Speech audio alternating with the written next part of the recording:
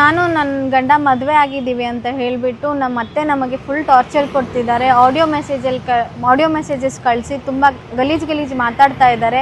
ಇನ್ಸ್ಟಾಗ್ರಾಮಲ್ಲಿ ನಾವಿಬ್ಬರು ಮದುವೆ ಆಗಿದ್ದೀವಿ ಅಂತ ಹೇಳಿಬಿಟ್ಟು, ಈಗ ಯಾಕಂತ ಹೇಳಿದ್ರೆ ಅವ್ರ ಸಂಪಾದನೆನ ಕಟ್ಟಾಗೋಯ್ತು ಅಂತ ಹೇಳಿಬಿಟ್ಟು, ಅದು ಹೆಂಗಂತ ಹೇಳಿದ್ರೆ ಇವ್ರಿಗೆ ಮದುವೆ ಮಾಡೋಕ್ಕೆ ಹುಡುಗಿರ್ಗೆ ನೋಡ್ತಿದ್ರು.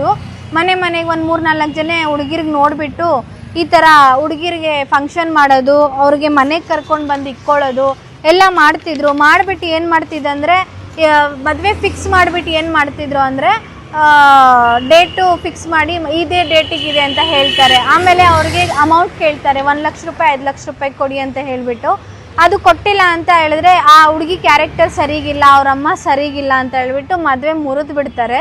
ಮುರಿದಾದ್ಮೇಲೆ ಏನು ಮಾಡ್ತಾರೆ ಅಂದರೆ, ಈ ಹುಡುಗನಿಗೆ ಇವನು ಅಲ್ಲೇ ಮದುವೆ ಮಾಡಬೇಕು ಅಂತ ಹೇಳಿದ್ರೆ ಈ ಹುಡುಗನಿಗೆ ಹೊಡಿತಾರೆ, ನಮ್ಮ ಯಜಮಾನ್ರಿಗೆ ಹೊಡಿತಾರೆ. ಅದಕ್ಕೋಸ್ಕರ ಇದೇ ಥರ ನನ್ನ ಹತ್ರನೂ ಮಾಡೋಕ್ಕೆ ಬಂದರು. ಫಂಕ್ಷನ್ ಎಲ್ಲ ಮಾಡಿಬಿಟ್ಟು ನನಗೂ ರಿಂಗು ಒಂದು ಮೊಬೈಲ್ ಕೊಟ್ಟಿದ್ದರು. ಆ ರಿಂಗು ನನ್ನ ಮೊಬೈಲ್ ಕೊಟ್ಟಿಲ್ಲ, ನಾನು ನಮ್ಮ ಯಜಮಾನ್ರಿಗೆ ಮಾತಾಡ್ತೀನಿ ಅಂತ ಹೇಳಿದ್ದಕ್ಕೆ ನನಗೆ ಆಡಿಯೋ ಮೆಸೇಜಸಲ್ಲಿ ತುಂಬ ಗಲೀಜು ಮಾತಾಡಿದ್ರು. ನಾನು ನಮ್ಮ ಯಜಮಾನ್ರಿಗೆ ತೋರಿಸಿದ್ದಕ್ಕೆ ಆಮೇಲೆ ಅವರು ಕರ್ಕೊಂಡು ಬಂದು ಇಲ್ಲ ನಾನು ನಿನಗೆ ಮದುವೆ ಆಗ್ತೀನಿ ಅಂತ ನನಗೂ ಹೇಳಿಬಿಟ್ಟು ನನಗೆ ಕರ್ಕೊಂಡು ಹೋಗ್ಬಿಟ್ಟು ಮದುವೆ ಆದರು. ಮದುವೆ ಆದಮೇಲೆ ಏನು ಮಾಡಿಬಿಟ್ರು ಅಂದರೆ SG ಪಾಳ್ಯದಲ್ಲಿ ಪೊಲೀಸ್ ಸ್ಟೇಷನಲ್ಲಿ ನಾವು ಕಂಪ್ಲೇಂಟ್ ಕೊಟ್ವಿ, ಈ ಥರ ನಮಗೆ ಟಾರ್ಚರ್ ಮಾಡ್ತಿದ್ದಾರೆ ಅಂತ ಹೇಳಿದ್ದಕ್ಕೆ. ಏನು ಮಾಡಿಬಿಟ್ರು ಅಂದರೆ, ನಮಗೇನು ಸಂಬಂಧನೇ ಇಲ್ಲ ಇವ್ರಿಗೆ ಅಂತ ಹೇಳ್ಬಿಟ್ಟು ಬರೆದ್ಬಿಟ್ಟು ಅರ್ಜಿಯಲ್ಲಿ ಕೊಟ್ಟೋದಾದ್ಮೇಲೆ ಇವ್ರ ಮೇಲೆ ಕಳ್ತನದ್ದು ಇದಾಗ್ಬಿಟ್ರು. 5 ಲಕ್ಷ ರೂಪಾಯಿ ಚಿನ್ನ ಎತ್ಕೊಂಡು ಹೋಗೋನೆ, 75,000 ರೂಪಾಯಿ ಕ್ಯಾಶ್ ತೊಗೊಂಡು ಹೋಗೋನೆ ಅಂತ ಕಳ್ತನದ್ದು ಇದಾಕಿದ್ದಾರೆ. ಆ ಚಿನ್ನನ ಅವರು ಸೇಟ್ ಅಂಗಡಿಯಲ್ಲಿ ಆಲ್ರೆಡಿ ಒಂದು ವರ್ಷದ ಹಿಂದೆ ಇಕ್ಬಿಟ್ಟು, ಈ ಬಿಲ್ಸು ನಮ್ಮ ಹತ್ರ ಪ್ರೂಫ್ ಇರಲಿಲ್ಲ, ಈಗ ಸಿಕ್ಕಿದೆ ಅಂತ ಹೇಳ್ಬಿಟ್ಟು ನಾವು ಅದು ತೋರಿಸ್ತಾ ಇದ್ದೀವಿ. ಈಗ ನಮಗೇನು ಮಾಡ್ತಿದ್ದಾರೆ ಅಂದರೆ, ಆಡಿಯೋ ಮೆಸೇಜಸ್ ಸೆಂಡ್ ಮಾಡಿಬಿಟ್ಟು ಇನ್ಸ್ಟಾಗ್ರಾಮಲ್ಲಿ ನಮ್ಮ ಹೆಸರು ಕೆಡಿಸ್ತಿದ್ದಾರೆ, ನಾವು ಹಿಂಗೆ ಬ್ಲ್ಯಾಕ್ ಮೇಲ್ ಮಾಡ್ತಾಯಿದ್ದೀವಿ, ಹಂಗೆ ಬ್ಲ್ಯಾಕ್ ಮೇಲ್ ಮಾಡ್ತಿದ್ದೀವಿ ಅಂತ.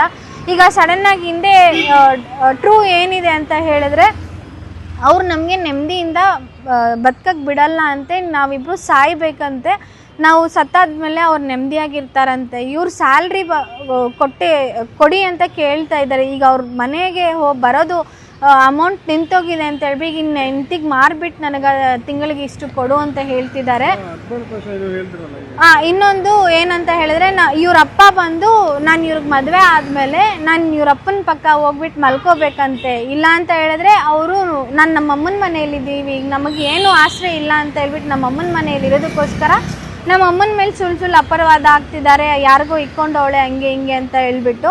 ಅದಕ್ಕೋಸ್ಕರ ಇವ್ರಮ್ಮ ಏನು ಬ್ಲ್ಯಾಕ್ ಮೇಲ್ ಮಾಡ್ತಿದ್ದಾರೆ, ಇವರಪ್ಪ ಏನು ಬ್ಲ್ಯಾಕ್ ಮೇಲ್ ಮಾಡ್ತಿದ್ದಾರೆ ಅಂದರೆ, ನಾನು ಅವ್ರ ಗಂಡನ ಹತ್ರ ಮಲ್ಕೋಬೇಕಂತೆ, ಮಲ್ಕೊಂಡಿಲ್ಲ ಅಂತ ಹೇಳಿದ್ರೆ ಹುಡುಗರನ್ನ ಕಳಿಸ್ಬಿಟ್ಟು ನಾನು ರೇಪ್ ಮಾಡಿಸ್ತೀನಿ, ನಮ್ಮ ಮಮ್ಮಿಗೆ ನನ್ನ ಅಣ್ಣನ ಹೆಂಡ್ತಿಗೆ ರೇಪ್ ಮಾಡಿಸ್ತೀನಿ ಅಂತ ವಾರ್ನಿಂಗ್ ಕೊಟ್ಟಿದ್ದಾರೆ. ನಮಗೆ ಬದುಕಕ್ಕೆ ಕೊಡಿ ಅಂದರೆ ನಮಗೆ ಬದುಕಕ್ಕೆ ಕೊಡ್ತಾ ಇಲ್ಲ ಅವರು. ಪ್ಲೀಸ್ ನಾವು ನಿಮ್ಮ ಹತ್ರ ಕೇಳ್ಕೊತಾ ಇರೋದು ಇಷ್ಟೇ ಅಂತ ಹೇಳಿದ್ರೆ, ನಾವು ಎಲ್ಲೋದ್ರೂ ನಮಗೇನೂ ಸಪೋರ್ಟ್ ಸಿಗ್ತಾ ಇಲ್ಲ. ಅದಕ್ಕೋಸ್ಕರ ನಾವು ಪೊಲೀಸ್ ಸ್ಟೇಷನಲ್ಲಿ ಒಂದು FIR ಕೂಡ ಮಾಡಿದ್ದೀವಿ. ಇದರಲ್ಲಿ ಅವರು ಇನ್ಸ್ಟಾಗ್ರಾಮಲ್ಲಿ ಈ ಥರ ನಮಗೆ ಹೈಲೈಟ್ ಮಾಡಿ ಇಲ್ದಿರೋದೆಲ್ಲ ನಮ್ಮ ಮೇಲೆ ಸುಳ್ಳು ಅಪವಾದನೆ ಆಗ್ತಿದ್ದಾರೆ. ಹೆಲ್ಪ್ ಮಾಡೋರು ಇರಲಿಲ್ಲ ಅಂತ ಹೇಳ್ಬಿಟ್ಟು ನಾವು ಅಡ್ವೊಕೇಟ್ ಹುಸೇನ್ ಸರ್ ಹತ್ರ ಹೋಗ್ಬಿಟ್ಟು ಪೊಲೀಸ್ ಸ್ಟೇಷನಲ್ಲಿ ಕಂಪ್ಲೇಂಟ್ ಕೊಟ್ವಿ, ಅಲ್ಲೂ ಯಾರು ಇದು ಮಾಡಿಲ್ಲ ಅಂತ.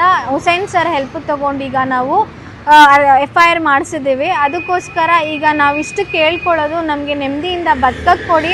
ಒಂದು ಕಮಿಷನರ್ ಸರ್ಗೆ ಮತ್ತು DGP ಆಫೀಸರ್ಗೆ ನಾವು ರಿಕ್ವೆಸ್ಟ್ ಮಾಡ್ಕೊತಾ ಇದ್ದೀವಿ, ನಮಗೆ ಒಂದು ಹೆಲ್ಪ್ ಮಾಡಿ, ನಿಮ್ಮ ಕಡೆಯಿಂದ ಏನಾಗುತ್ತೆ ನಮಗೆ ನೆಮ್ಮದಿಯಾಗಿ ಬದುಕಕ್ಕೆ ಕೊಡಿ ಅಂತ ನಾವು ಕೇಳ್ಕೊತಾ ಇರೋದಿಷ್ಟೇ.